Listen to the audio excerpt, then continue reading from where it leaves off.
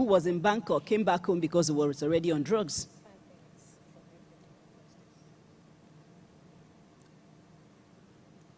So I said, now we have, and she has 4 boys.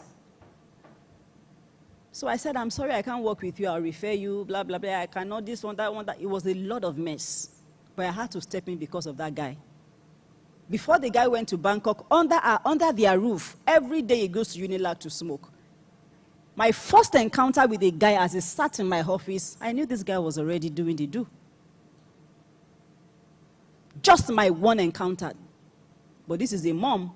The guy comes home every day, but they didn't realize. So go back and deal with that relationship. Tell your child you miss him, you miss her. If you have not been saying that, begin to say that. If they are not checking up on you, call them more. Listen, there's something I can do for you, something I can help you with. How is school? I miss you. Build the relationship again. Build it all over again. Be present. Help them. Support them. When they want to talk to you, make time. Create time. If they are struggling with anything, show up for them with all your energy. Show up. Apologize. This person is your child. Apologize to him or her. If there was anything you have done wrong, that you can remember, go back and have that conversation. And let them know you were doing the best you could with what you knew. And now, you are not glad where you both are, and you want to rebuild the relationship.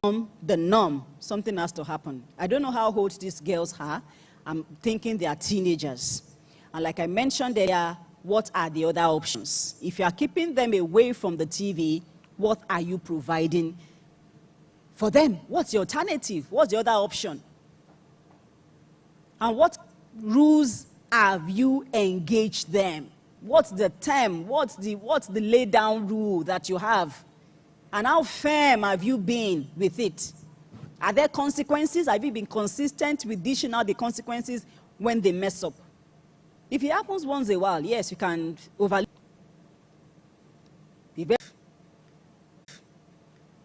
Playing, enjoying moments. Children need to play. Children better, they learn better. They learn different, type of skills, developmental skills when they play, when they engage in fun activities. So how can I stop him from playing game? I don't know. How can I reduce? What kind of approach should you have to the games, the amount of time is spent playing game? Like I said, go back. There has to be what? Rules. There has to be what? Time.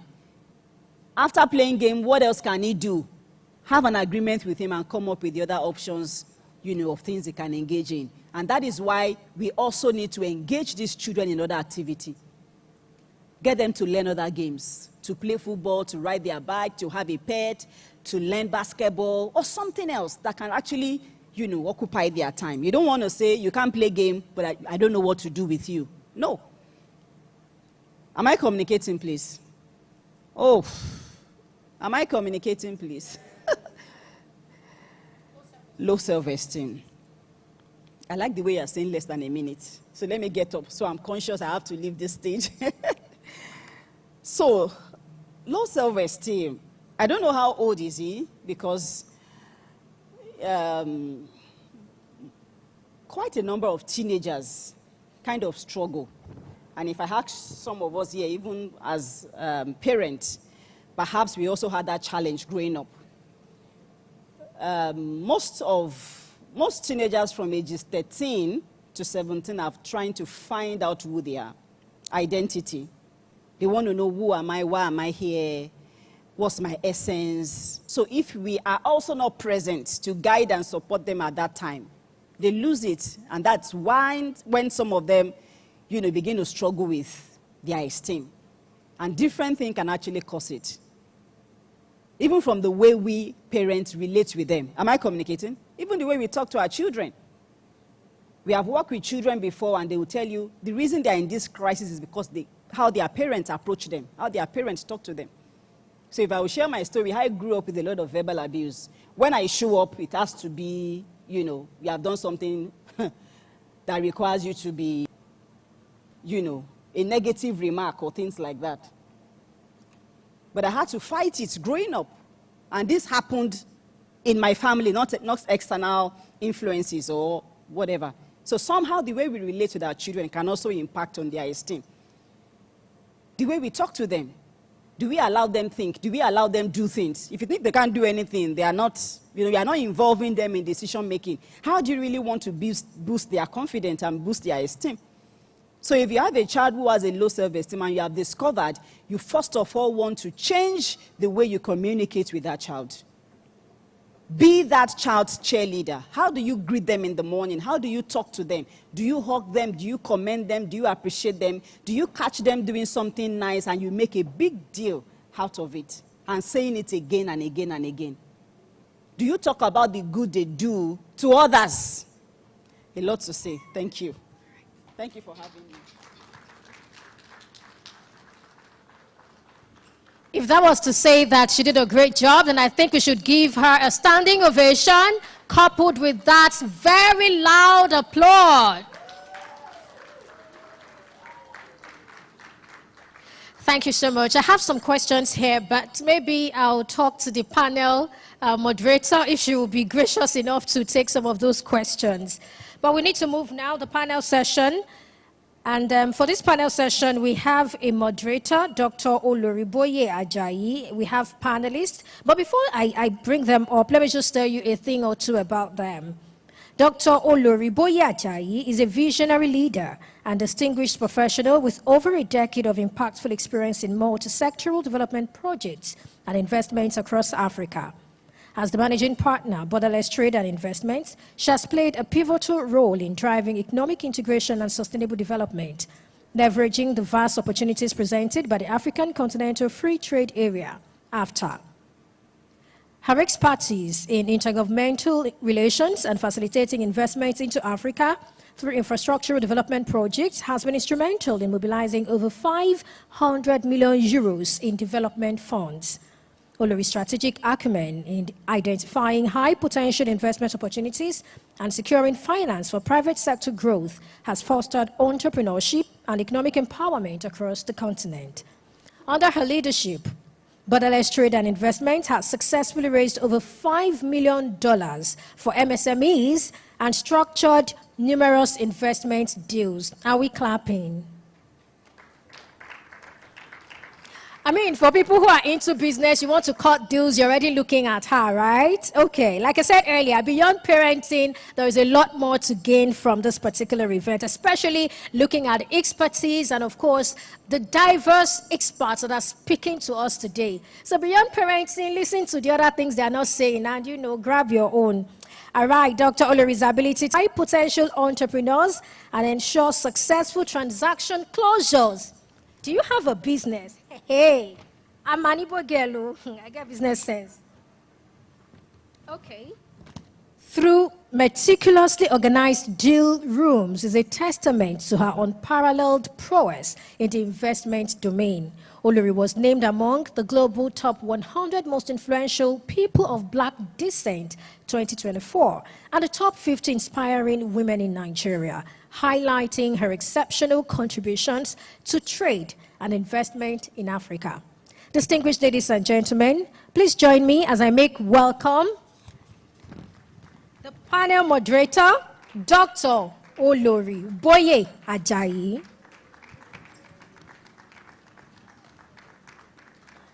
Also on this panel, we will be having Pastor Toyin Ogunlalu.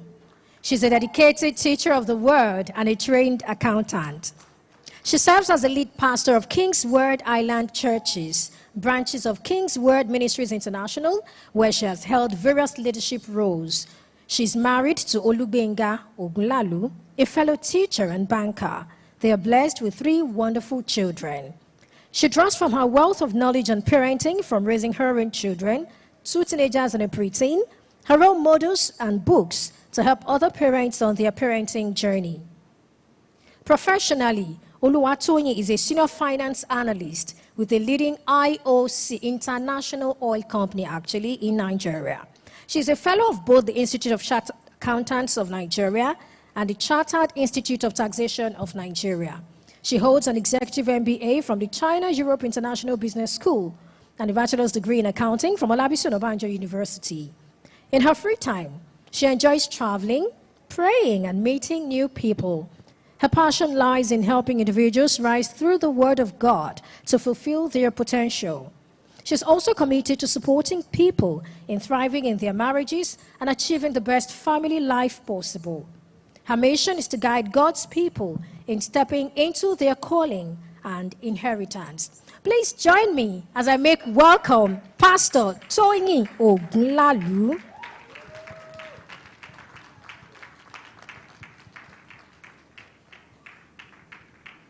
Thank you. We have two other panelists whose bios I have read earlier, so they will be joining us. Mrs. Kemi Tony Akinwumi. Is she here? Okay. And then Mrs. Ade Folashade. I don't know if she's here. Okay, please help join me in welcoming them, Mrs. Kemi Tony Akinwumi and Mrs. Ade Folashade. Thank you so much. I've read her bio, but I'll be reading the other panelist bio when it's her time to present. So yes, thank you so much. Over to you. Thank you so much for the amazing welcome and for introducing my panelists so beautifully. I do wish there was a dad, but it's okay because we have power women. Some questions I want to ask are for the husbands and for the dads, but it's okay. I'm sure that my panelists can help. So to you, our audience, you know, this is a very critical, and I would say a time of not just wanting to prefer solutions, but learning the process of some things. I think as parents, it's one of the schools that you were thrown into and you have to learn along the way, just like marriage. So we got the certificate of mommy or daddy before we actually, you know, had any experience. But let me ask, now that you have teenagers, and this is something to just break the ice, what is one thing your parents told you that you now believe as a parent is true? So I'll go first, and I'll say mine in Yoruba. It's true. Then I used to think my mom was just exaggerating. My mom was just dramatic. I think it's the drama they put, so it's almost like, let me hear what, but I believe so strongly that it is important to know the son of who you are wherever you go in life. Let me start with Pastor Toyin. I think I would agree with you. It's the same thing. But as a teenager, I think there was one thing my dad said to me that has stayed with me over the years. Yeah. You know, I loved God so much. 7 days out of 7, I was always in church. Wow. There was always one activity or the other in church, and I would always be there. Wow. And then one day my dad just looked at me. I said to him, I'm not telling you not to love God. I'm not telling you not to serve God. I'm not telling you not to go to church. But if you are a failure in your academics and you're excelling in the things of God, you're still a failure. Wow. So balance it. That's a good one. That took the bottom out of my life that day. And I had to go and sit down and think about my life and say, yes, it's good to excel spiritually. But let people not say you don't have a... Yes. You are a Christian because that's the only thing you know how to do anyway. Right. And all of that. So I had to remap That's a good my life. one. Yeah. That's a good, and it's definitely true. Yes. Mrs. Ade Folashade. All right. Two things come to mind. The first one, my mom used to say, if your home is disorganized, your results can't be good from school. Wow, really? So you gotta be organized. There's a way you show up. When your room is clean, that it extends to how you show up in school. So my mom used to say that. The second thing I know I've said to my son, I don't think I was saying to them directly, but I was saying it because the conversation ensued around it. And that is, I can't say it in Yoruba, but she says it in Yoruba, like, if you sell your own for that is, you can't buy them back. Like, so I tell my sons, you got to speak up for one another every time, everywhere. Right. If you sell yourself cheap, it's difficult to buy them back. Like, two of you has to be 5 and 6, and nobody must come in between. So I normally I know I had that conversation that I said, my mommy told me this, and it's still true. So Right. That's a good one. That's good. Thank God for good parents. All right, Mrs. Kemi.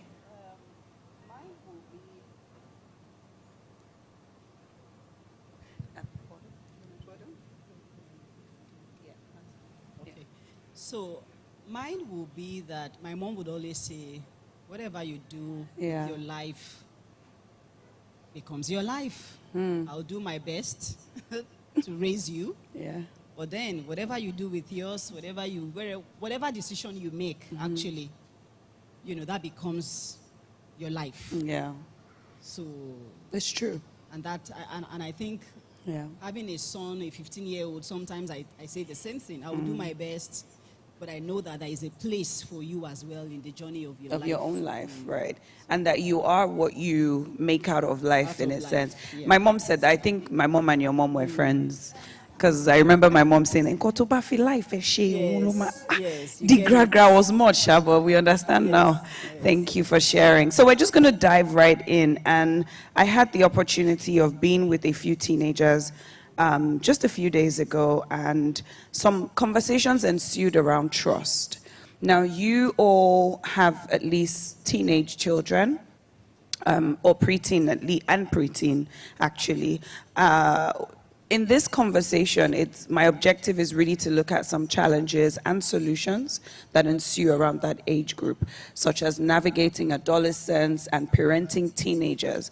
I have preteens, so I don't know the challenges, but I'm hoping I can write one or two things down that can help me along that journey, especially because I have boys, and I'm sure mom girls would say the same. But my first question is around trust, like I said. How do you build trust at that age where conversations are along them sharing with you their own challenges at that age?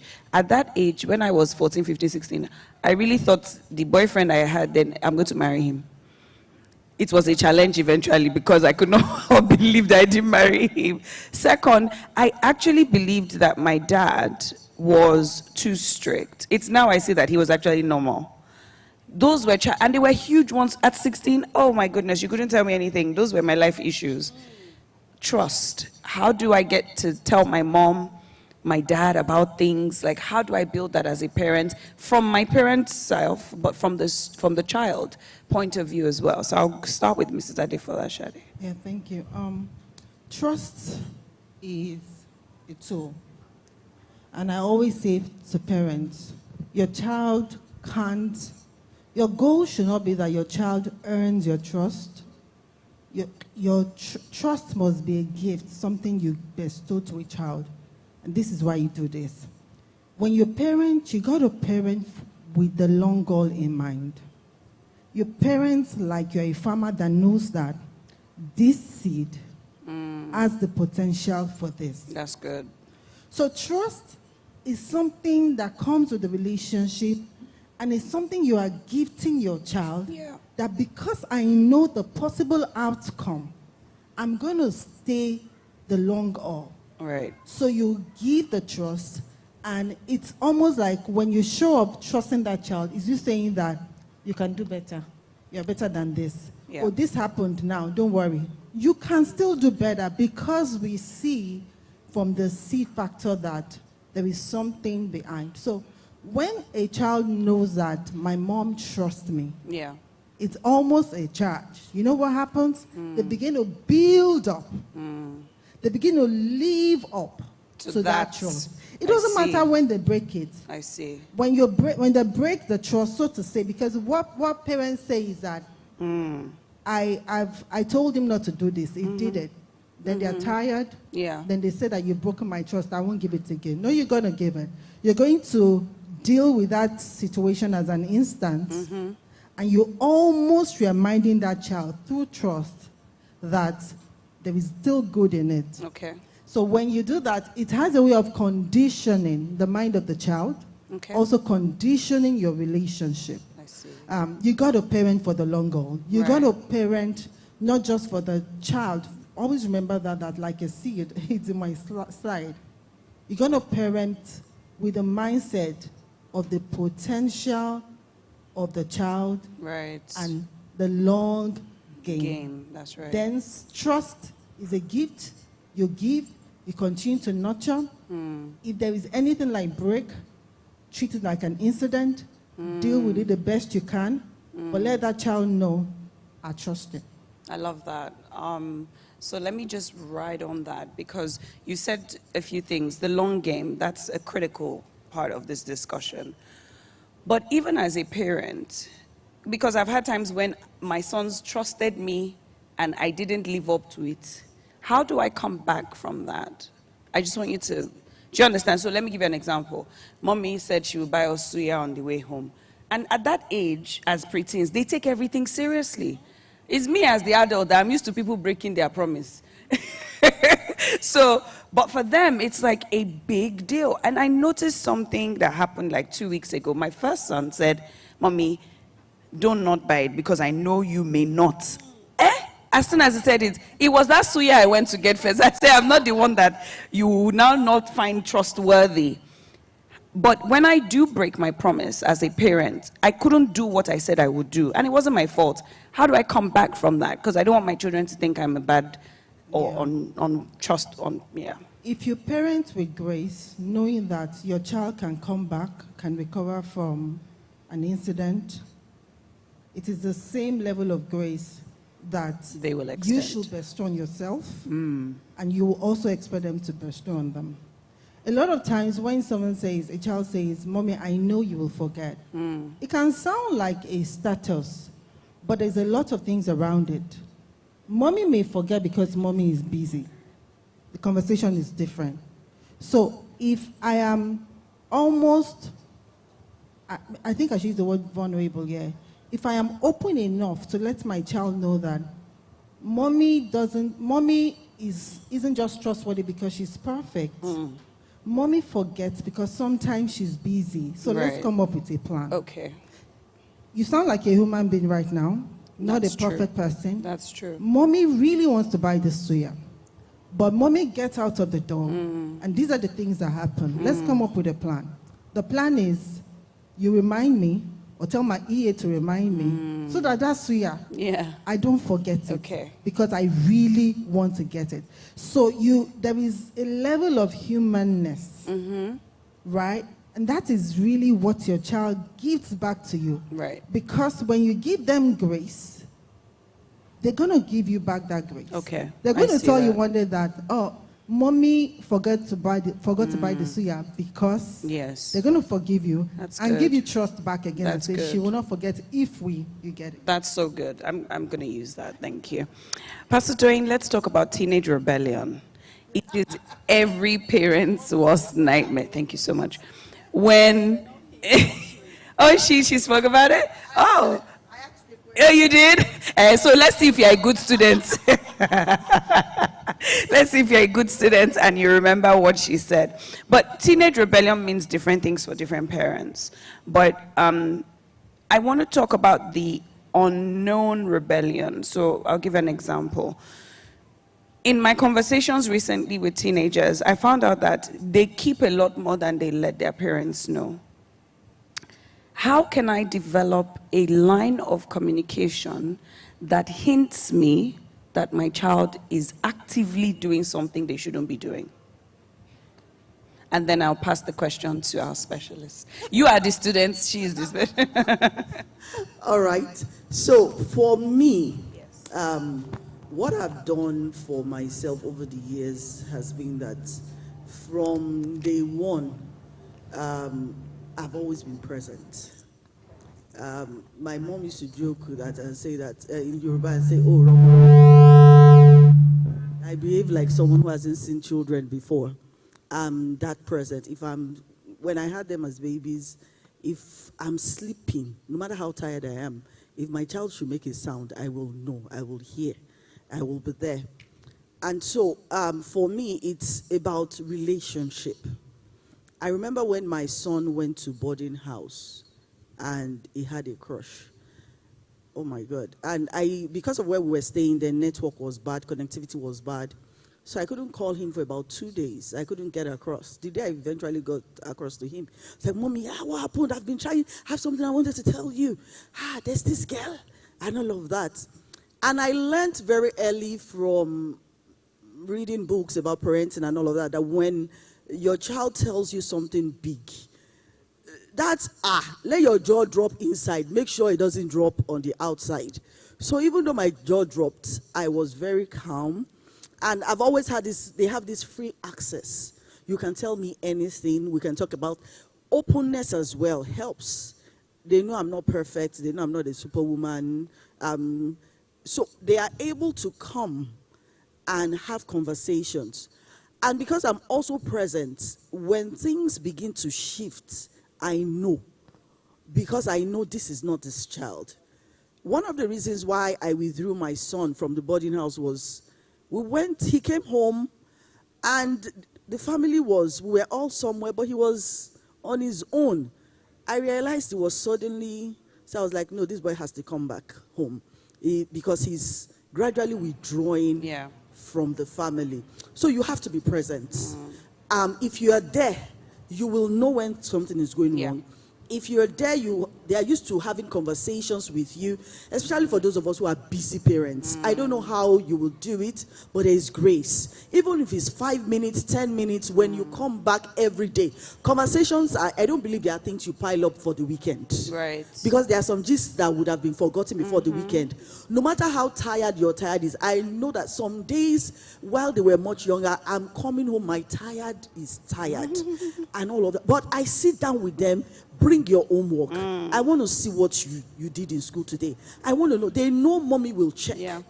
And so it's easy because of what we've done over the years. When they like someone, it's easy for them to come to me. Yeah. So I'm not sure my children hold things from me like that.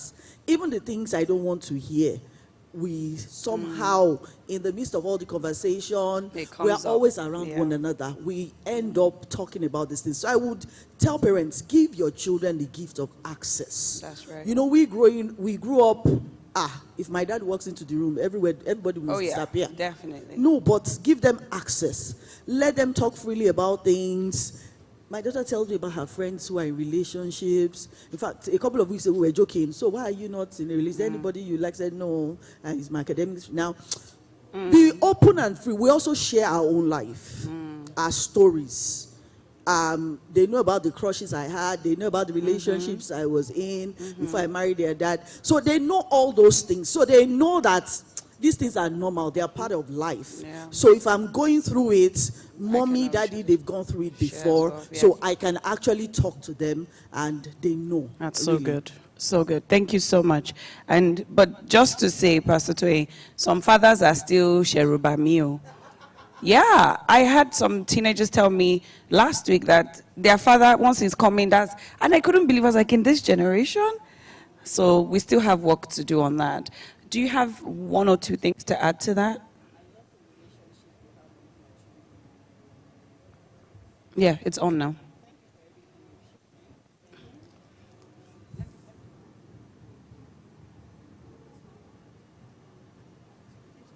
It's going off, maybe the battery. It's gone off again, okay. So I was going to say, I like the relationship you have with your children. Everything you said is what I would have said. And it's something I have also practiced that has helped me to share all the stories I shared and how I have related with my 15-year-old, telling me about his crush, the gambling issue, his friends. So I think I said it quite a lot of time when I was teaching about communication, building trust, being a listening mom, a mom who listens. It's not all the time, we should be the one talking. Yeah. Sometimes and I like that.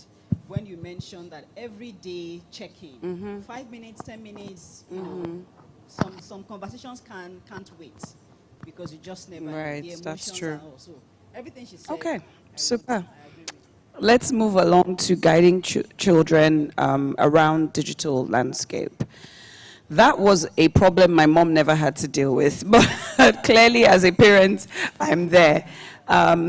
I find myself, my check-in is very subtle as well as, is it overt or covert? Open, in that I can be walking along where their room is and I see what they're watching. And some days I have to call the attention and say, what is this? Because even I don't know what this is. And they educates me on what it is. I can now sit with them and say, I want to see. Like yesterday, they were playing a song. It was by a gospel artist. But I said, once I don't know the meaning of what he is saying, what is Fini the Judge? I said, please, what is the meaning of the word? How do we guide them with online risks where it's like, you as a parent, you're not even educated on it. Let's start with that. That's one problem. The second is they are coming into contact with things so rapidly. I think it's even messing with their own comprehension. So but what I've noticed is that it makes them want to learn more. For example, YouTube Shorts. If you understand the purpose of YouTube Shorts, you will know it's to keep your children constantly looking for the next, almost like gist, in thing, because they are so unrelated, your children are just coming into contact with all sorts. So I had to ban YouTube Shorts in my house. I was like, I can't keep up. I was going to say Minister Kemi, Mrs. Kemi, Minister Anoni. What do you advise on navigating that challenge, especially for teenagers? Okay. Talking to teenagers or teen parents? Both, because we have both here. Right. So the first will be, I'll hold that one. so the first will be to the parents. We need to get involved. We also need to learn a bit about technology. How can we use some of these tools and devices and the apps that can actually protect us and protect our children? So educating ourselves is important. We can't learn all. I won't consider myself to be really techie savvy like that, where I know a lot about, the applications. But I deliberately had to get interested in learning to protect myself and my children. So for instance, I discovered that, the way it works with, for instance, Instagram, the Facebook, I'm not on TikTok. I only spent a day or two on TikTok and I said, I don't want to be here. I don't want to be here. I went on the trends. I wasn't sure. I said, I'm still trying to figure out Facebook and Instagram. It's a lot because all of this eventually is for the commercials of some group of people, right? So let me deal with the ones I can. So education, that's what I'm getting to. And I also ask other parents when they say there is a family link, can you share? How did you do it? Anytime I get a device, I go to the settings. At least I can read and write. The ones I don't understand, I go back to Google to help me. How can I restrict certain sites on a phone, on a laptop, or something? So the first thing is that we need to educate ourselves. We need to get interested. We need to desire to know. We need to want to understand how these things work.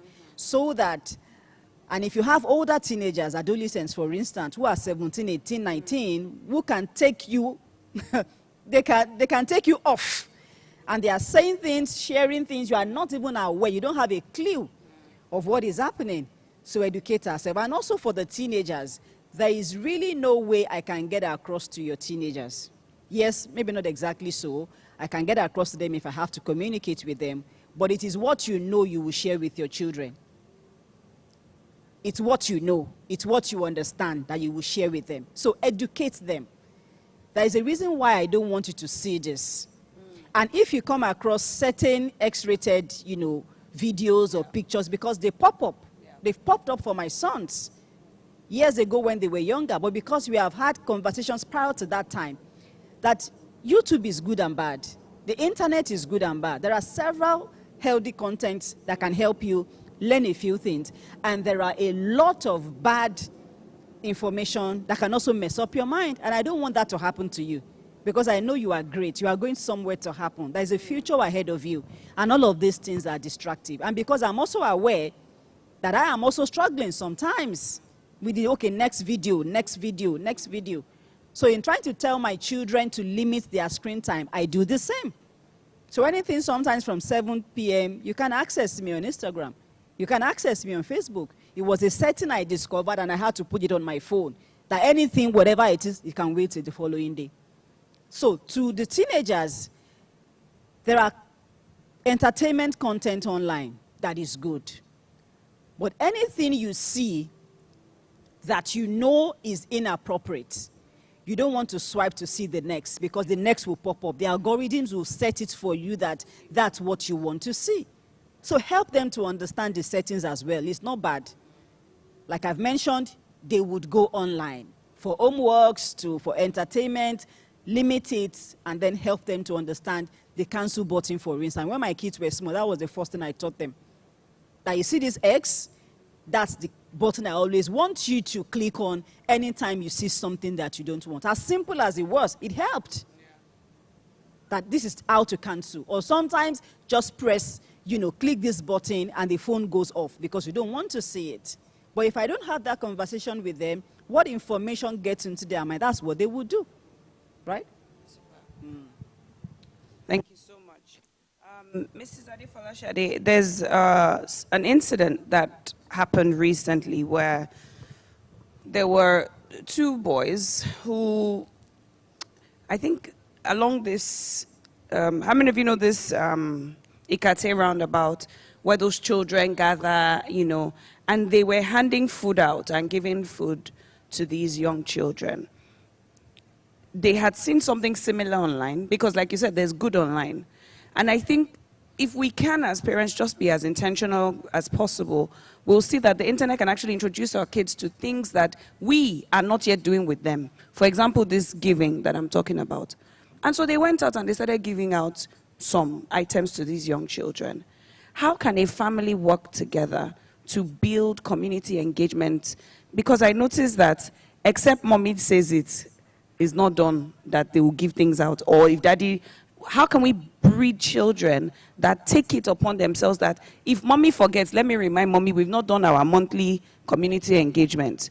When I was growing up, my grandmother was the one who always cooked and gave it to people. How do we do that as a family unit? How can we encourage that?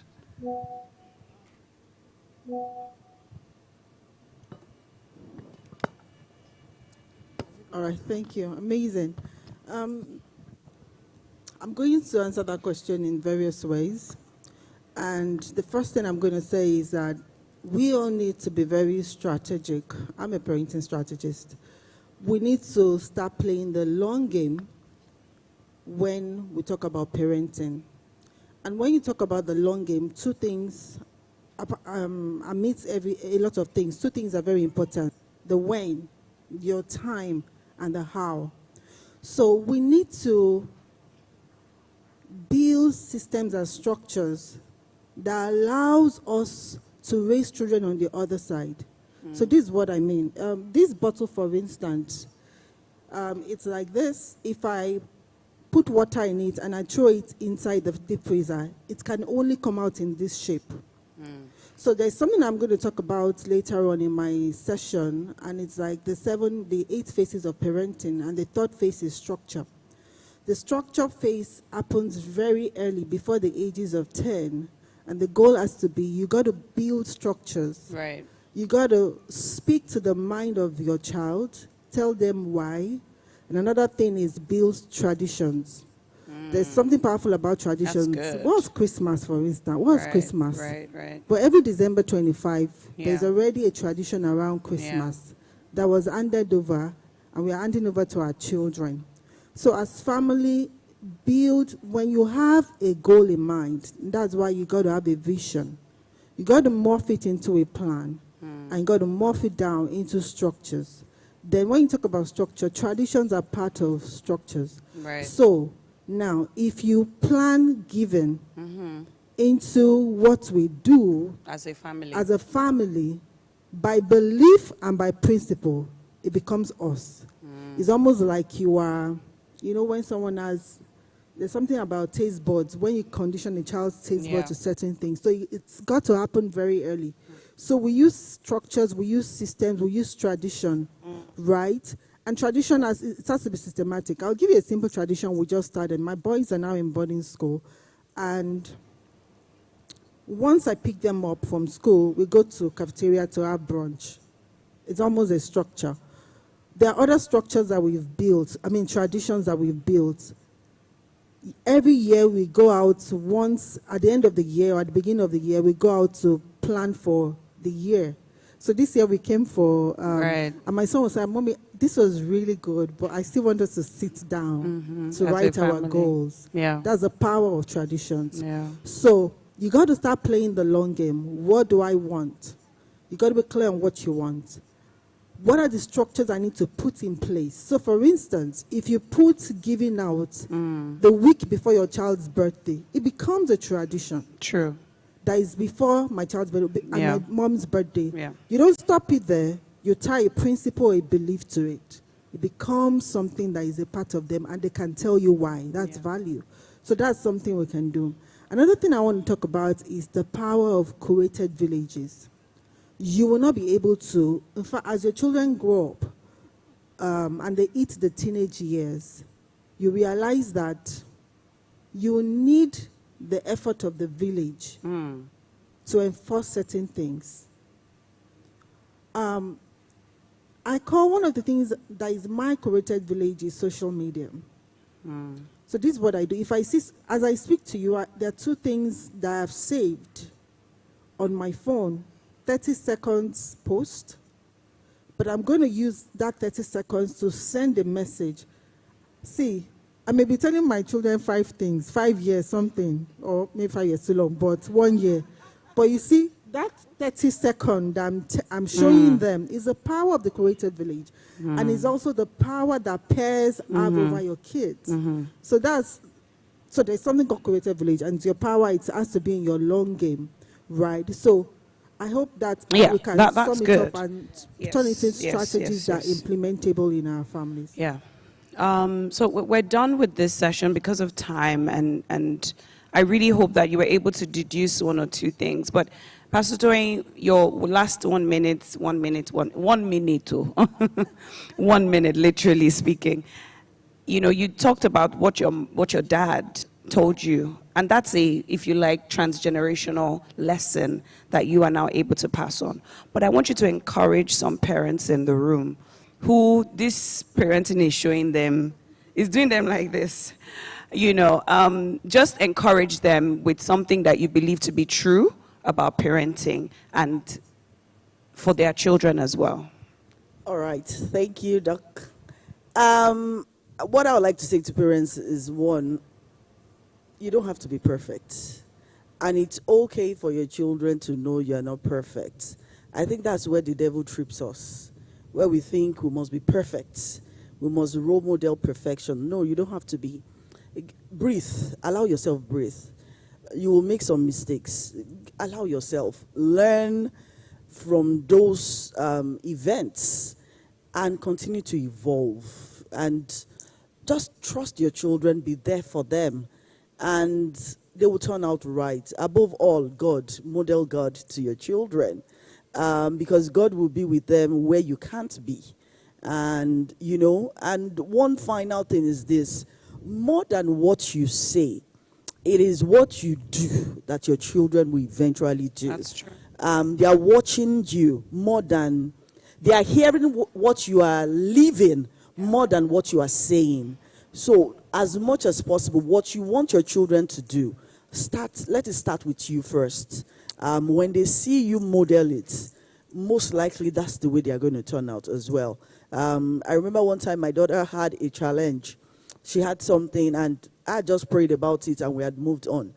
I didn't know she was having prayer sessions in her secret place with God, because she has seen that, okay, when my parents have challenges, this is what they do. And so beyond mommy has prayed, she decided to praise God about that situation secretly. And eventually, she got her testimony. So more than what you say, please, the way you live your life is what really matters. Thank you. Mrs. Kemi?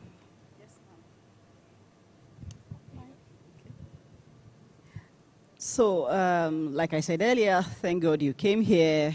This is also part of your parenting journey, parenting growth, which is to get better in parenting. What your child becomes is not solely dependent on you, even though it's going to take a lot from you. What your child will eventually be is not solely on what you do or what you don't do. But it requires a lot from you. And I'm saying that because I want you to also show yourself some compassion.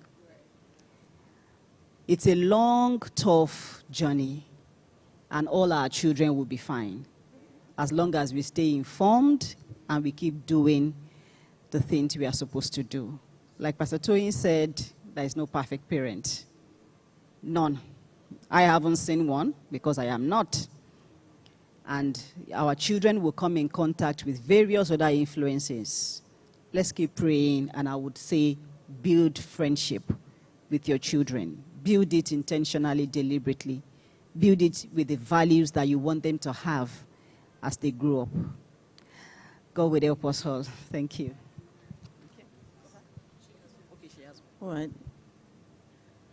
I want to re-echo that nobody is perfect.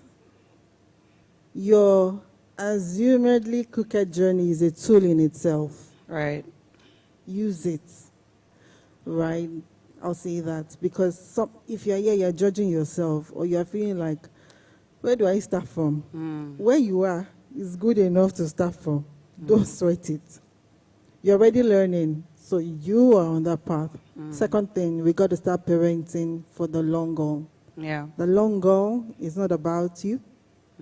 It's about that child and the purpose that God has over that child. Right. That's a long game. Right. Thank you so much. On that note, ladies and gentlemen, please a round of applause for the panelists. Thank you so much. God will help us. I just heard a parent sigh.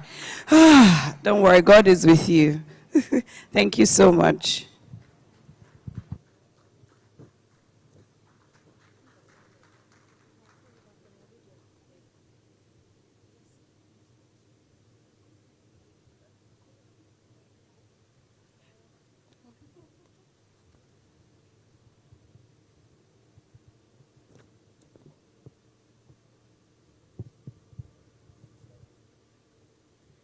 All right, ladies and gentlemen, mommies and daddies, if you feel that was power-packed, inspiring, insightful, educative, please a round of applause for the panelists. I'll just record some of the things I think are punchlines. Be clear on what you want, and you should also create structures. It's not enough to say you want to see these things. You have to create structures. These things will not happen by themselves, but when you create structures, these structures will then be the foundation upon which that which you want to see will happen. Another thing that has been reiterated today is the fact that we need to be models ourselves. You have to be the model. You can't be another thing and want your children to be something else, because much more than what we are saying, they are watching us and they are also mimicking us, imitating us, and doing the things that we do. And finally, be gracious to yourself. Be kind to yourself. You're trying. You're doing a great job. And God will definitely help you to do better in Jesus' name.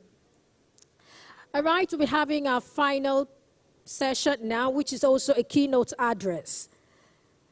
The topic of this keynote address is parenting teenagers, navigating adolescence. I think a lot have been said about, parenting teenagers, but much more than that, I think this is going to be an insightful session because we're going to be looking at a couple of things. Let me let you into the focus for this particular session.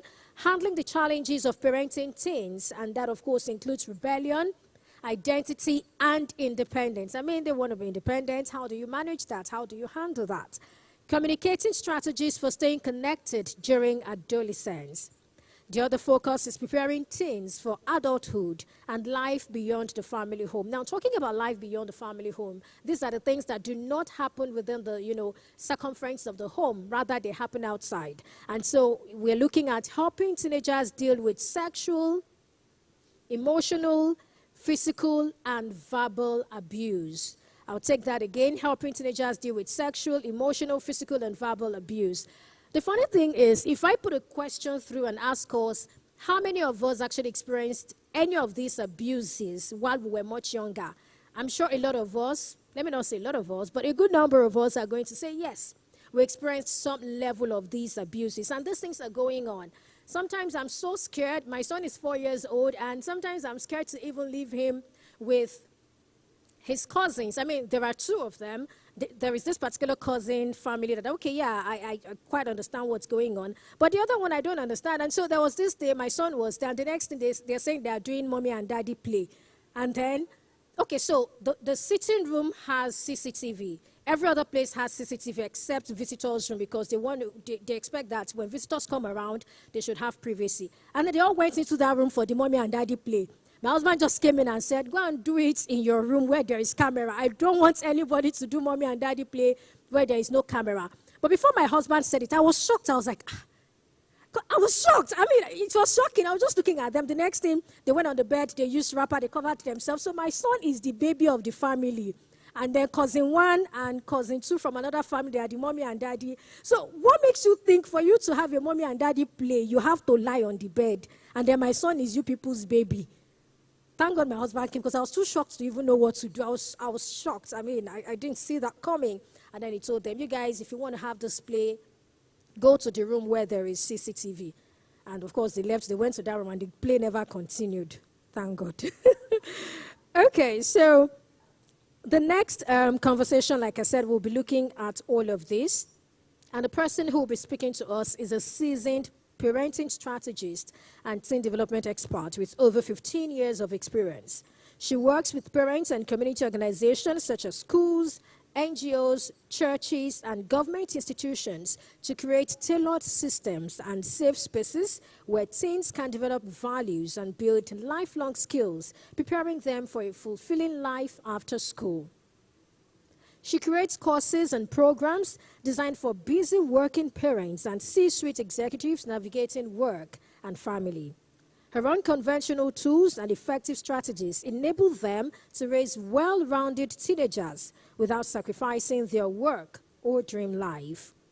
She's a U.S. certified girl empowerment coach, a trained youth mentor, and a CBT and NLP practitioner. She currently serves as a mentor's mentor at the Youth Mentor Training of Shine From Within Australia. She is certified to teach the Girl Meets World curriculum of Girl Leadership USA, taught at the Oprah Winfrey Leadership Academy for Girls, South Africa. A proud member of the Women Empowering Girls Network, Dallas, Texas, USA, and certified in Youth First Aid Mental Health USA. She's the founder of the Brighter Girls Life Initiative, a nonprofit organization that equips teen girls with life skills that help them confidently meet and thrive in the real world. She creates winning campaigns and curriculums adoptable by girl-friendly organizations. She has worked with thousands of teen girls and their primary influencers, parents, and educators in different capacities across different countries. She speaks at parent conferences like she will be doing today, and she has done on a panel, trains at teen workshops, and organizes girls and parenting conferences. If she isn't designing a curriculum or having a one-on-one consultation, she'll be playing with her 2 boys who make her feel like the 3rd boy at home. Distinguished ladies and gentlemen, please join me as I make welcome Mrs. Adefolashade Fadeyi. A round of applause for her, please. I don't know if every other person has noticed how almost everybody here has boys, boys, boys, and boys. What's happening? Like almost everybody on the panel, even my child is a boy too. It's okay. I didn't say that to mean anything. But please do not forget that if you have anonymous questions, you can also send them to that link. This particular one, you can zoom into it. Or if we still have that link up there, you can zoom into it so that you can send your anonymous questions. We have some questions that have not been answered. Do not worry. We hope to answer all of them after this session. Please, a round of applause for her as she takes over. Hello, everybody. Good afternoon. Hope you ask someone next to you, how are you doing? Right. So how many of us are parents? So I'm going to ask you to ask the next person to you, how are you doing as a parent over 10? Like over 10, I don't want to say how are you doing. Doing is, sometimes we just do our best, right? I want you to ask, how are you on the parent scale, 1 to 10? How are you? Ask, and make sure that you get a response. So did anybody say 10? Okay, I'm looking for a 9. 8?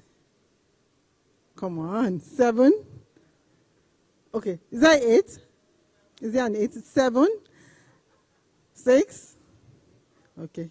So when I asked my teenagers that question, on a scale of 1 to 10, anything below 7, then there's a need for attention. When he's 8, I'm like, oh, that's good. That's good. All right, so I'm super excited. Thank you so much for having me. It's always a privilege to be onto any parenting conversation because we are shaping lives, we are shaping destinies, and also shaping our own duty. So thank you so much for having me. I have slides. Do I have my slides presented?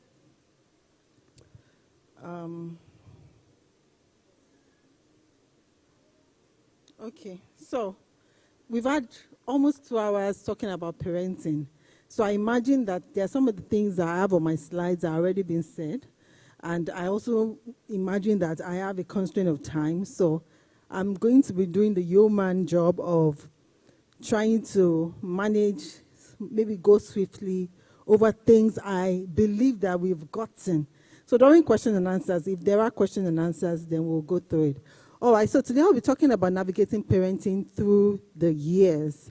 And I'll be diving into parenting teens. But before then, I want to lay a foundation of parenting. 2 things happened yesterday, and I think and I believe that it prepared me for the conversation that we're having today. I had a meeting with an organization. And what they do in the organization is that they help parents with nannies. Right? They train and they do placement for nannies.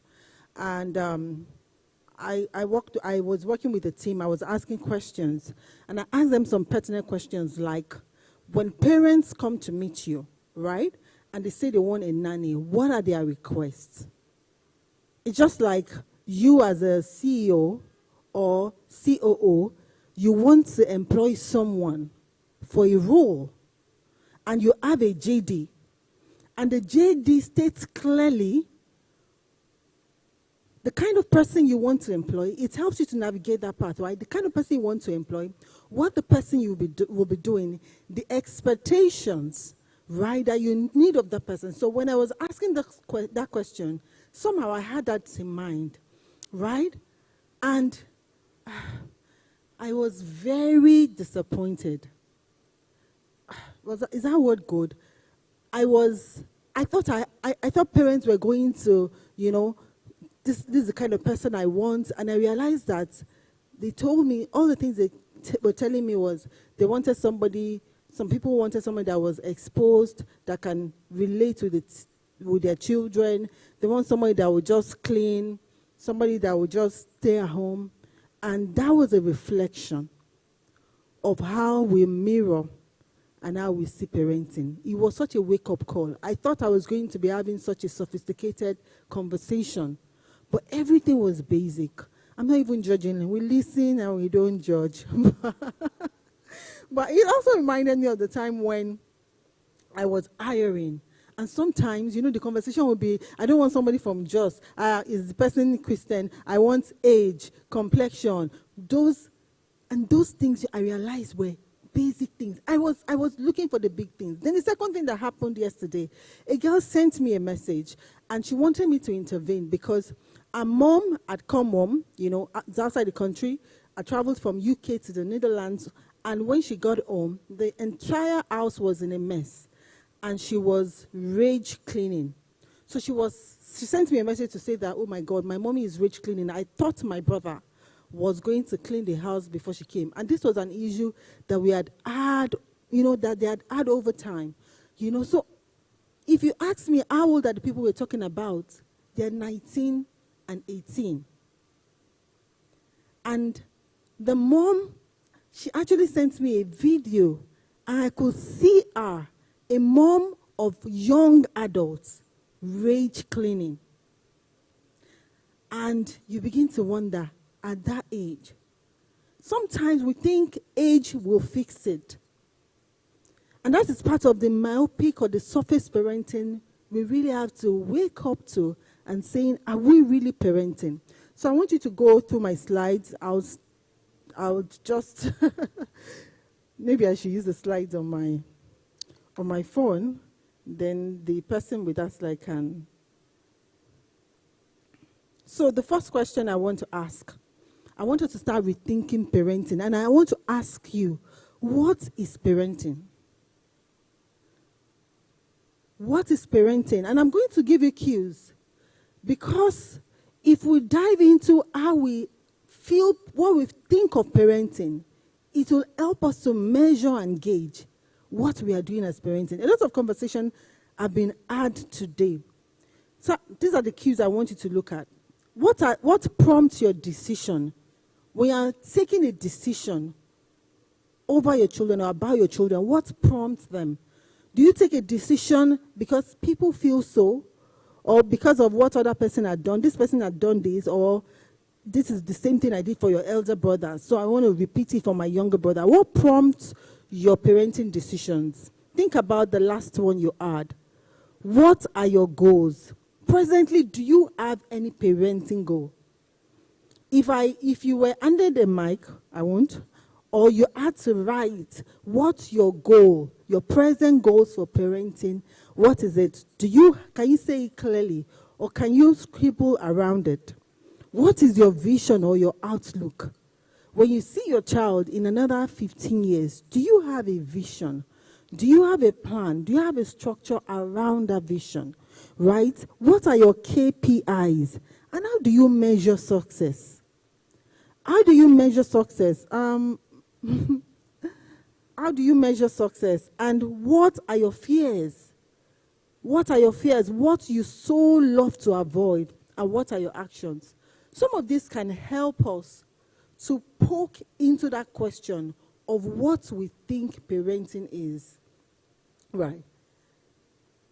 So the conversation is we need to start rethinking parenting. Right? Now, I want to share a brief description of parenting. These are simple words I just put together. Parenting is a careful and deliberate nurture of a seed from dependence through interdependence and independence. It's a journey when you start raising a seed, and I've carefully used that word seed. The Bible talks about we are the seed of Abraham, and across the Bible you actually see the Bible describing children as seeds. And what makes it powerful, I will share shortly. Right? So, deliberate nurture, careful and deliberate nurture of a seed from dependence to interdependence and independence. So your child will go through that time and that phase where they are almost dependent on you. And they are going to go through that phase where there is a level of interdependence, right? The phase where you can almost throw up your hands. I know that when they get into the kitchen, they can fix themselves something. Or when they are going to the school or they are going to the next street, they can walk and go. So parenting is you knowing that there is a phase of interdependence and there is also a phase of independence. There is a time when your child is going to be by himself or herself. And what you do as parenting is you creating structure, strategy, bearing in mind that the phase of parenting or of dependence stands for something. The phase of interdependence, it stands for something. There is a way you show up parenting in that phase of interdependence. And there is a way you show up as a parent when your child is in that independent phase. Next slide. And I've carefully used plants, right, to describe that description because it's the planting of a seed depicts that definition of parenting. There is a time when you want to plant a seed. It's a seedling. Guess what? It only takes a farmer. Sometimes it takes a farmer to know what this seed is. Now, guess what? It takes an experienced farmer to even now know much more about the seed. And that expertise of a farmer comes into play when the farmer is nurturing that seed. It takes the seed from time when it doesn't look like the fruit, true or false, but it takes it through that time of when it's leaving it alone to grow, and a time when it can stay by itself. Now, I want us to look at parenting through the lens of a seed. And I want you, two things we're going to do.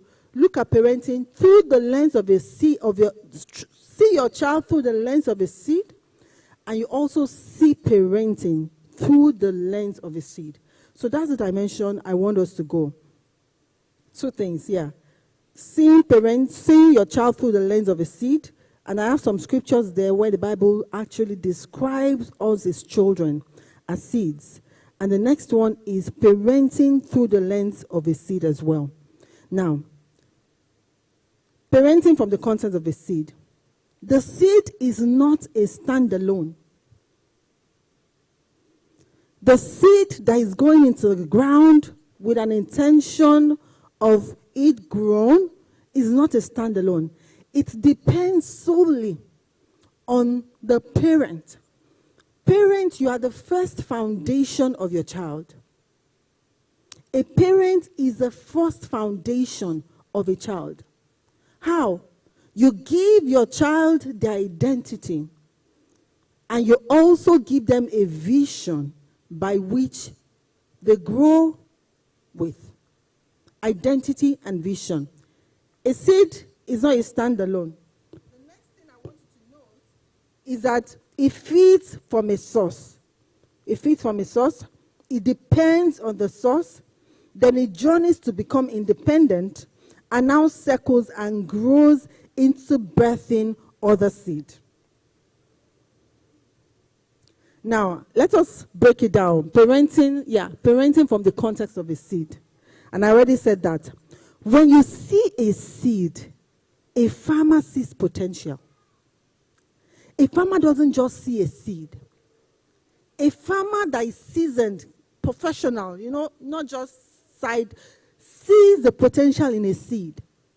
As parents, we need to move away from surface parenting, which I'll talk about later, to start seeing our children, not based off of what they show us or what everyday parenting is, but the potential, the innate potential of a child.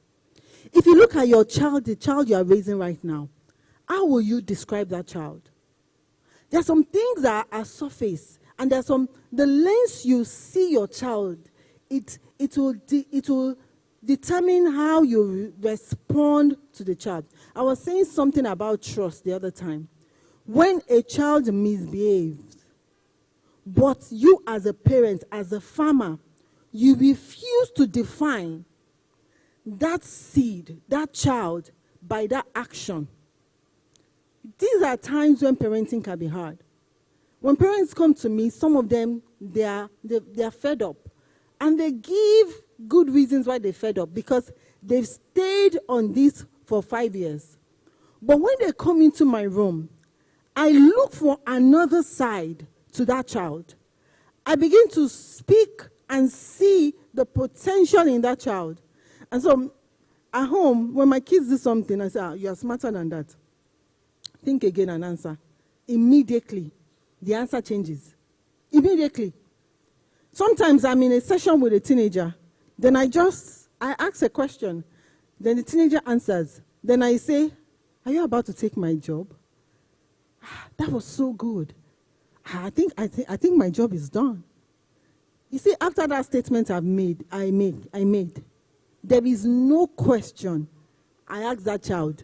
The child will press in to answer me. You know what I've done? I raised the bar. That is what trust does. Raise the bar. I all of a sudden tell the child to mirror and see, you are more than this. You are as good as I am. Because I say that to that child, the kind of answers I get immediately, with a smile on the face, And I say, you're so good. That's why nobody reminds them to come for the session. Next time they'll come because of the environment. The next thing, because of the environment. We need to understand the nature of a seed. A seed comes with a system in it. The workings, the machinery in a seed shows up in a certain way consistently. That is how God designed it. It is designed to feed on a source by default. It is designed to depend on a source by design. Your children there are things that they're going to feed from you naturally. Some of our children look like us. You already know that, this is the way I do. I remember the day I asked my son, smart boy. Yeah, I finished his IGCSE. But he wasn't showing up in school, and I could see it. So I went to school, and I was like, what's happening? You know that thing I said about my mom? I said, see, if your home is disorganized, it's a trail. So I could see the trail. So I had to go to school. What's happening here? Then the teacher started saying X, Y, Z. Then I got into the room, into the car. I said, what's happening? In very soft tones, I was speaking to the design in him.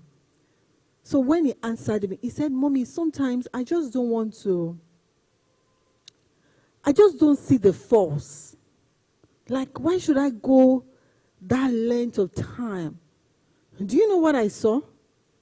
I saw personality.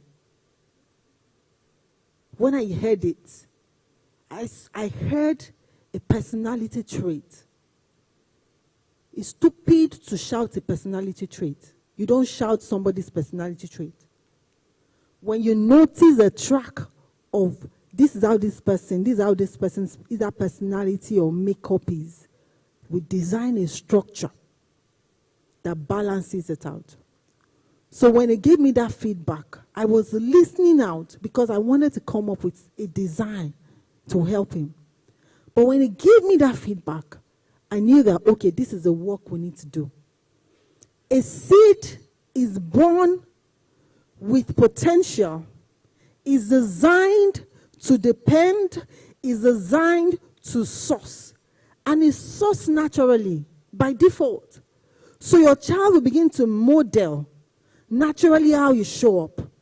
So you have children that they're tired, the way you yell, right? They're just becoming who we are, the things we do, and sometimes they also come with the things in our genes, which I believe is one of the things that makes parenting easy. When you see something that looks like you create a system to redesign it. When my child was 5, I made up my mind that I will never raise a child in a fearful environment. And I knew that the system to counter fear was not to be afraid, but was to build a confident environment. So from the age of 5, I began to wire trap my environment to a place where my child was confident. So when he comes to me and says, Mommy, is my teeth clean? I say, you go check. I bought a mirror in his bathroom. Check the mirror. When the mirror tells you it's clean, it's clean. Then we began to create an environment where they can speak up right. So you will look at the seed, and we look at the makeup of a seed. You look at the makeup of your child. Your children are seed-like.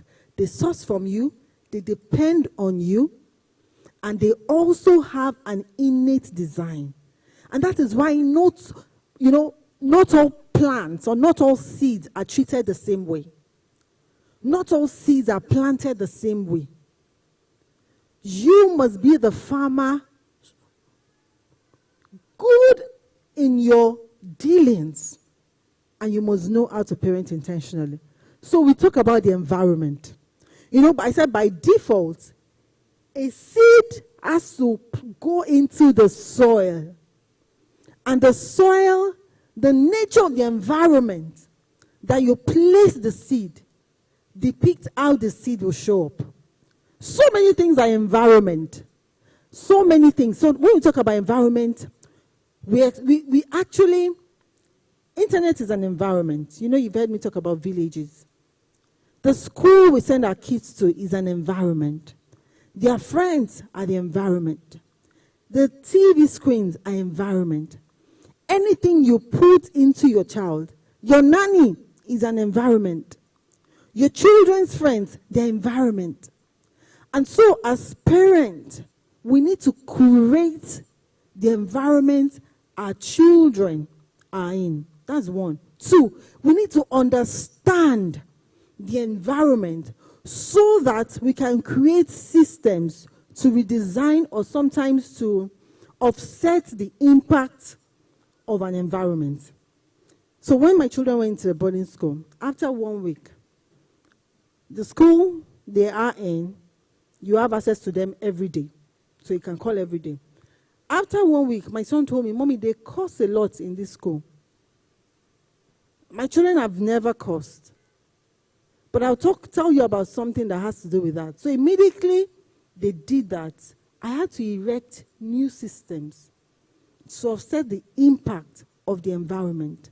Do you know the power of the environment? Do you understand the impact of the environment to your children? What environment are your children exposed to right now? The nannies, the school, the phone, their environment, their friends, their environment, and we need to watch it. So the third one, the resources. I think I said something about that. The things we need to supply, modeling, the things we provide for them. Those are part of the environment. The next one. And the next one are parenting actions. Our deliberate actions immediately impact how our seed shows up. Now I want to run. So let's go to the next slide. The concept and design of a seed isn't just to pass on or provide. The reality of a seed is that by default, it feeds off us. It feeds off our trauma, our name, who we are. So if your children show up and say, my name is this, our children feed off from that. Our intentionality, our success, our reality, our ignorance, our knowledge, our discipline. So the next thing I want to ask you is this. What if God depended on us to pass on the truth of who he is to our kids through parenting? What if God is depending on you, that by design, you will tell your children who he is? There is a level of intentionality we need to bring to know that God is counting on us, that our children show up on the other side in a certain way. Right. So I want to talk about misconceptions around parenting. Parenting for yourself. Parenting for convenience. Then surface parenting. A lot of parents parent for themselves. They want to look good. You want the grades. So you tell the child, you got to read this way. You do not consider the design of the seed. I know the feeling when a child does well. I know it. My shoulder pad will just be high like this.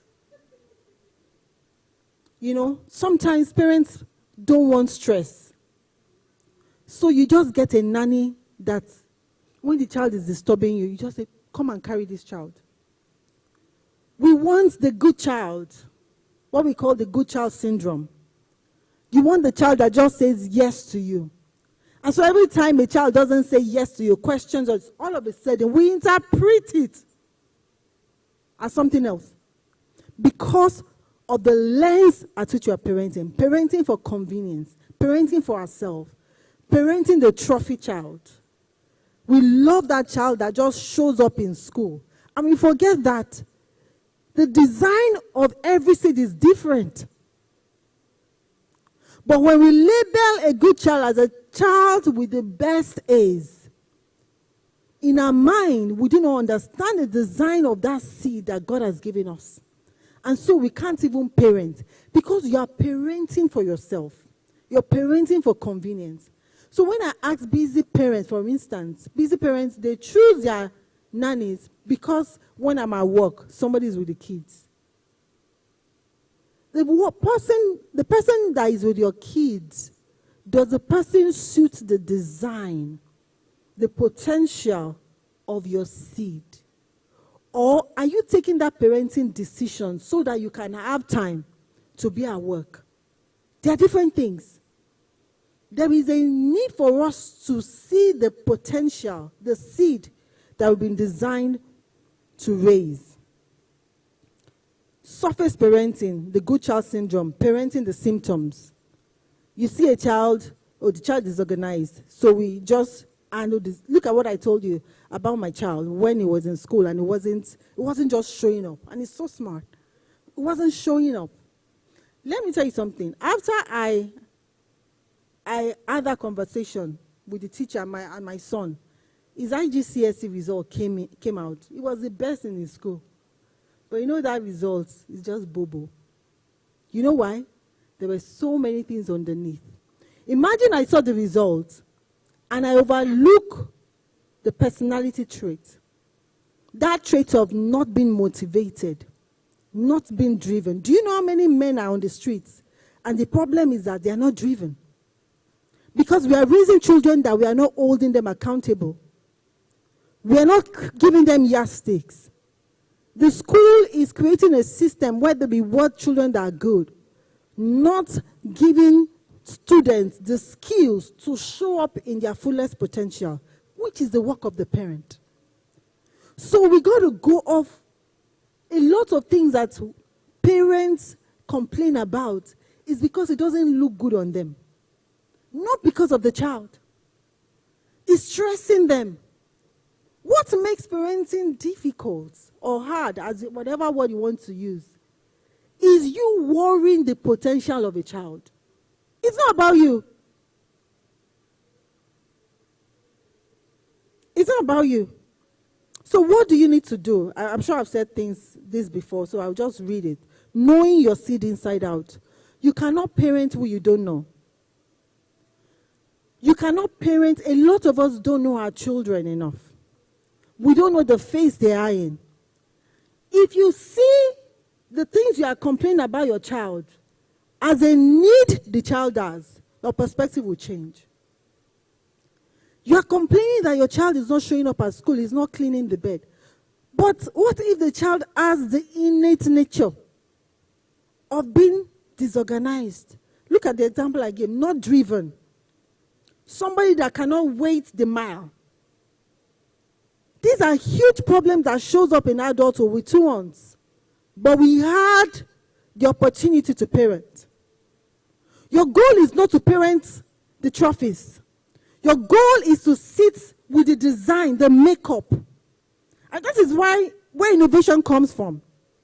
When you see in offices, when you talk about products, they take a particular product and they begin to change the design. All of a sudden, they innovate. They come up. It is not by design that there is an aircraft that is flying. It took a maneuvering to come up with a technology called the aircraft. And that is what we do as parenting.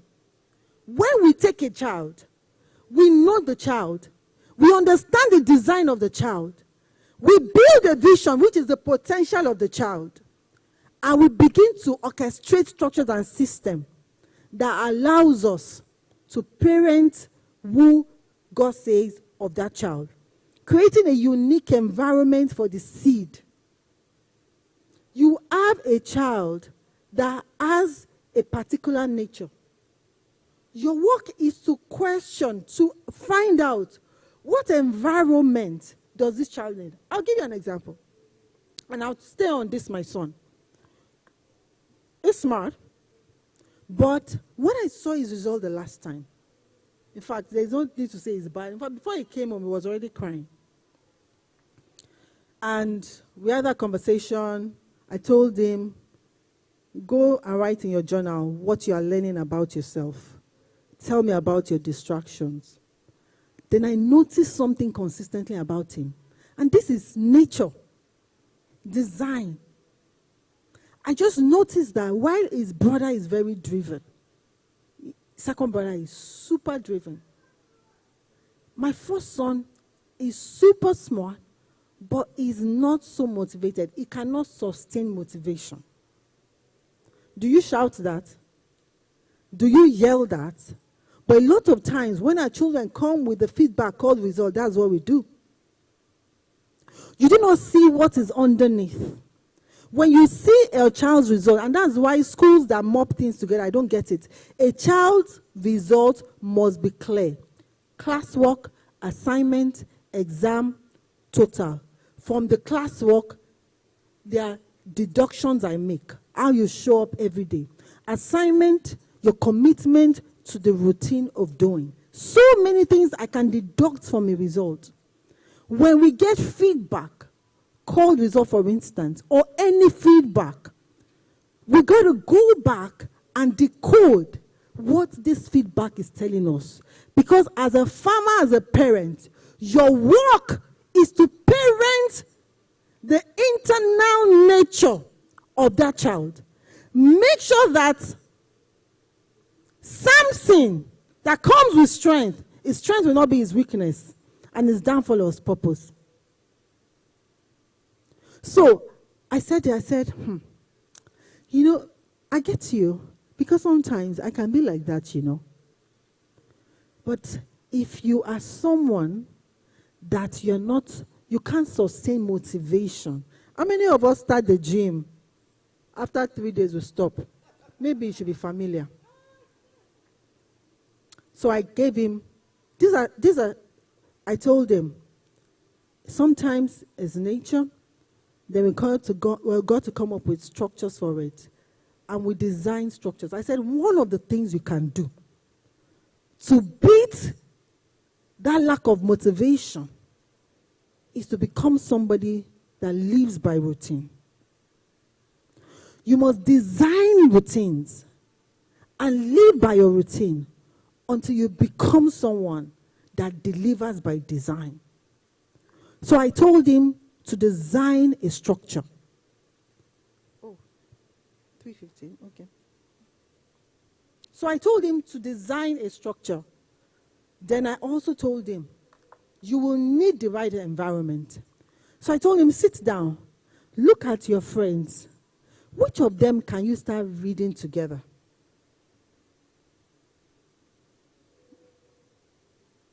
Wow. Okay. I need to run. Yeah. So, parenting by design. Worrying the birth of the potential of a child.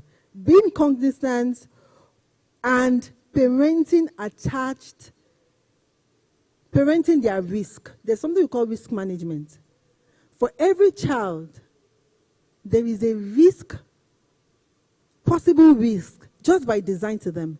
If you're a busy parent, there is an attached risk to your role as being a busy parent. If you have a child that is very smart in primary 3 and doesn't read, there is a risk there. Because those children show up in secondary school where it gets tougher, and because they don't have the skills, the brain begins to fail them. If you are a pastor, and you are raising kids, there is an associated risk that you have to design, to abate, to balance off. You find some children that their parents are in leadership that come off as pompous. That is one of the risks. Because your father is the head of, the child shows up as. So as a parent, when you understand, you begin to introduce skills and systems that naturally eases off that risk. Okay, today is interesting. So let's do something. I'll just read my slides because they are there. Can we do that? So let's just read the slides. I think I'm just halfway. So I want you to, how would you parent if you had a type of Moses? The nature of Moses. Some of us have children that get angry easily. You smack them, but you don't see that design will always show up. And you have to introduce skills. What will you do if you are raising a Samson or a Jesus? Now, I'm going to run through this. Can you give me the 5 parenting phases, the 8 phases of parenting? So you need to jump. Jump to 24.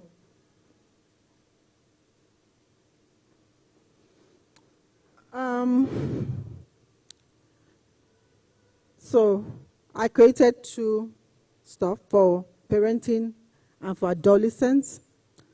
This is a parenting model by ADF that I formed. And this is where the 10, 5, and 6 is where your teenagers come in. Okay, so I can't do this. The time is, I don't have the time. So I was going to go straight into parenting teenagers.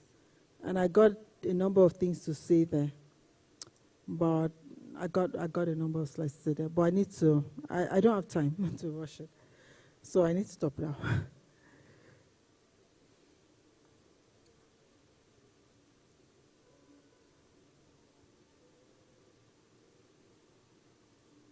Can I get some 5, 7, 10 minutes? 5. Okay. So how many of us have teenagers? Well, oh, right. The teenage phase is the phase 13 to 19. 2 transitions happen when you have a teenager. Your child is transiting. Guess what? You also are transiting. 5 things to know about your teenager. Their needs are changing. Your child wasn't doing menstrual cycle before, right? All of a sudden starts. Their needs begin to change. The environment teenagers go in is much more competitive, bigger. And they come in with peer influence. So when we send, from the ages of 13, children are exposed to bigger environments. So many things are happening to them. Socially, emotionally, academically. They're changing. Your child that was very smart, all of a sudden moves to another school. And from first position, is sitting nicely in the 12th position. You don't understand that that is a vehicle of self-doubt and low self-esteem. But when you see that child, you tell the child, read Dada. When you say read Dada for a quest of how can I support you, it only means something. You don't understand me. You are speaking above where I am. Because I am trying, but I'm showing up in this certain way. But because you do not understand and you're not strategic of what's really happening, how can I help you? And that is when teenagers come off like, my mom do not understand. So children are transiting. Changes are taking place. And you need to transit the way you communicate.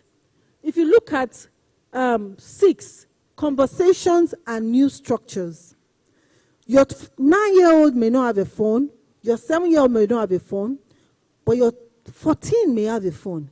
You know that the conversations are going to change. When your 12-year-old when your child becomes 12, 13, 14, they begin to have air underneath their armpit. The conversation has to change in terms of care of their body. It is not for you to say, go and have your bath, you this dirty girl. You need to understand, and this is the reason why we have the phases, because you are supposed to grow ahead. You see what I said transit. You need to plan ahead for the phone. It doesn't happen it doesn't happen by chance. You need to understand these are the things that my child is going. It's something we call the usual suspect and the unusual suspect. You need to understand the design of your child. The more you understand who your child is, the more you are able to meet their needs. And this is where connection is built. You are not parenting for yourself. You are parenting for you, yes, but in a minute way. You are parenting for that child. You are preparing that child for independence. And you are also preparing that child for when that child is by themselves. 2 transitions. So, the journey to independence begins. 5 things to note about teenage years. It's a year of many firsts. So many things. Many teenagers, the first time they see porn or they see anything, it's not because they wanted it. There is so many things. Crush, all of those things. Seasons of many firsts. Pimples, being bullied, feeling not enough. There are many firsts. If you begin to change our perspective of parenting teenagers, you realize that what teenagers need is a lot of care, being heard, being seen, being respected. Right. Yeah. Then I also say peer influence and teen years. Teen years are practice years. The teenage years are the years when you begin to set a structure for your child to begin to practice a lot of things. That's independence. Saying no. Preparing themselves for life. Right? Those are the things we do there. Okay. So I have the slides. I think maybe I'll leave the slide. And I don't feel comfortable. I'll end up with this. The hallmark of the teenage years is your ease of control. And the hallmark of the teenage years for your child is ownership. Your goal as a parent is to raise a child that comes into ownership of their values, their principles, their why, their identity. It's like when you want to teach a child to drive a car. A child starts off with sitting in the back seat, in a car seat. But one day your child is going to be on the driver's seat. But before then, your child will be sitting in front, trying to see what you're doing and how to drive. Your goal is to always ask yourself that when my child is by themselves, will they be able to stand alone? Now I'm going to leave you with this thought, and I want to think about it. Think about it. What benefit does great parenting have to you as a parent? It's not a trick question. What benefit does great parenting have to you? Now, second question. What benefit does great parenting have to your child? If you parent a child right, what benefit comes to you, comes to your child? Then the third one comes to God and the world. Which one do you think has bigger benefits? Maybe the child and the world. What does good parenting do to you as a parent? You have your retirement. What did you say? Peace of mind. It's part of it. Peace of mind. Maybe your child is very that's that pride. Oh, that's my child. That. But think of the benefits of great parenting to your child and to God, who sends them on earth for a purpose to the world. If you think about it, you begin to abort, or rather, rethink the short all parenting we all are fixated upon. Buying things for them, making them happy, just making the ball rolling. You begin to look into the design of yourself this question. How can I birth the potential in this seed to bring forth? Then you see connection, trust. Anything the devil throws at you or life throws at you, your mind is on the end goal. Because who your child becomes for themselves. And right? And another day, maybe an online conversation, we'll continue with parenting teenagers. Thank you.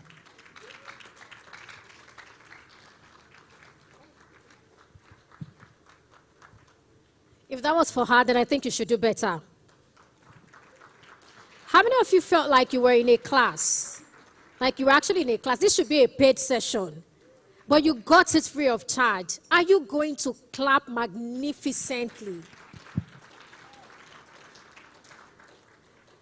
Thank you so much, ma'am, for that powerful, insightful, educative session. That was a whole lot. And I think some of the things I'll take away from here is that the design of every seed is different. And so as a parent, my work is to work towards, creating the right environment for that seed to grow and become that which God wants it to become. And using that metaphor, using a seed to represent a child sort of makes a lot of difference. So it helps your outlook. It helps the way you're seeing your child. You know that this child is a seed and this child is supposed to become something. So your question should be, what is it that this child is to become, and you are to work towards it. And it's not just about your desires, what you want. It's also about going to the one who has given the seed. So he gives you instruction, he helps you, and then you will raise the best seed for him. Please, another round of applause for her. Personally, for me, I felt like I was in a church service and I was listening to a deep pastor preaching using metaphors. So yeah, thank you so much, ma'am. All right, so this is the interactive session where she will be putting out some questions. So I'd really like someone to come help us take this lectern. We call it lectern in the Catholic Church, right? So someone to help me take this away from here so we can see how well she's moderating the interactive session. Also, do not forget, you can send your questions to the anonymous, what do you call it now? The anonymous portal. Yes, that's what it is. So you can scan this code here or scan the one over there to send your anonymous questions. We have about 15 minutes for both, so we'll try to manage the time. All right, ma'am. All right, so the first question I would like to ask, I want us to re-engineer our thinking about parenting, right? So let's imagine that we are going to have a strategy session. I want to know your challenges about parenting right now, and I want us to rethink the opportunity in it. So what are the challenges you have as a parent to a child or to a teen?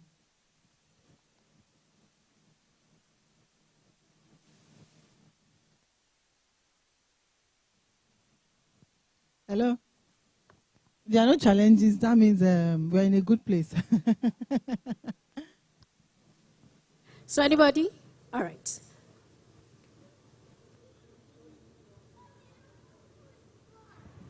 I'm Miss Abdurrahman. Sometimes I ask myself, am I doing it right? I ask myself, am I doing it right?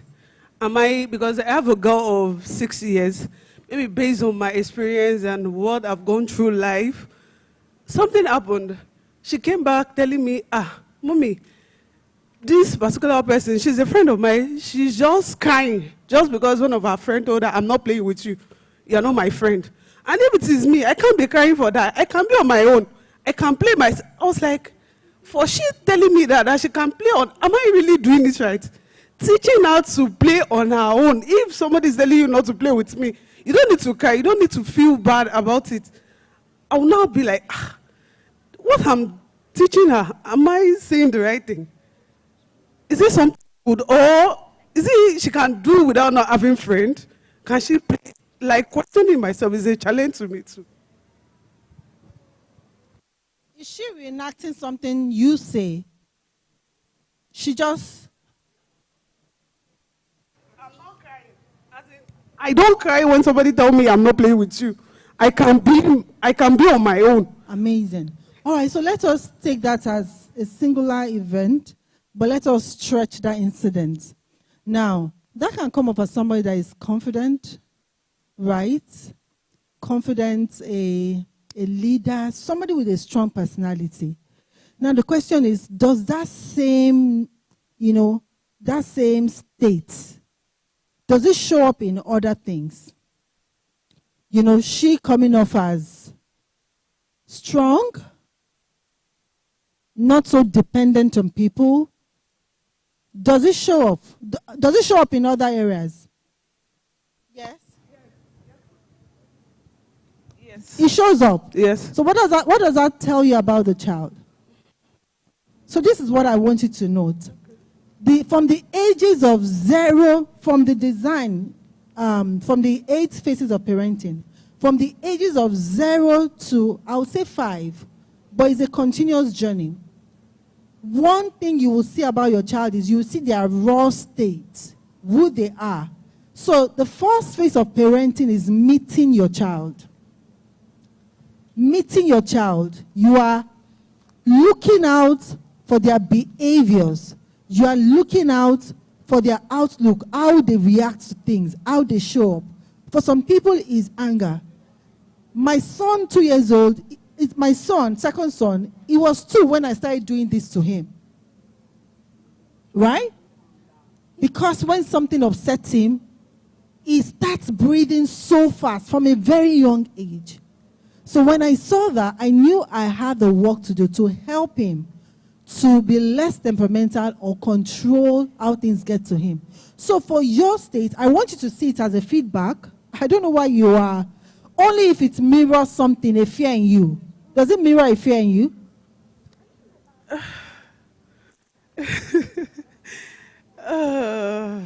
Well, I believe everything in life is a lesson. You've gone through different things, so many things. Because sometimes I ask myself, I don't have friends, I don't mingle with people. Is it that was for our age telling me that means she's become like me, that she don't want to relate, even if that's what. All right. So the first thing is to see the different sides of that state. Then the second thing is to balance it off.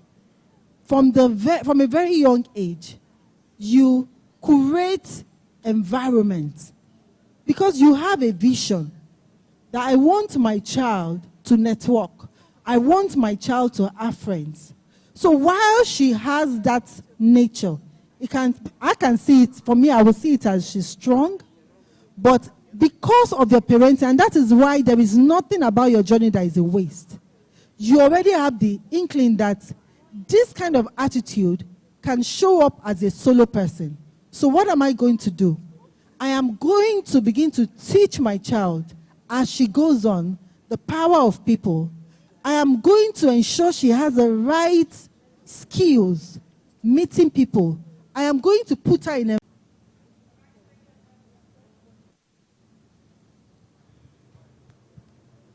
Okay. Good afternoon, ma. I'm still a child, but I have a question. I believe in parental preference. That means my mom is my favorite, and I don't really like my dad as much.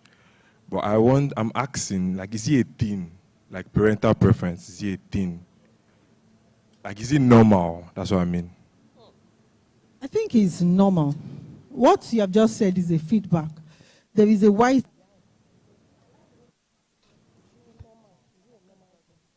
I like the way my mom does things. I don't like the way my dad does things. But as an adult,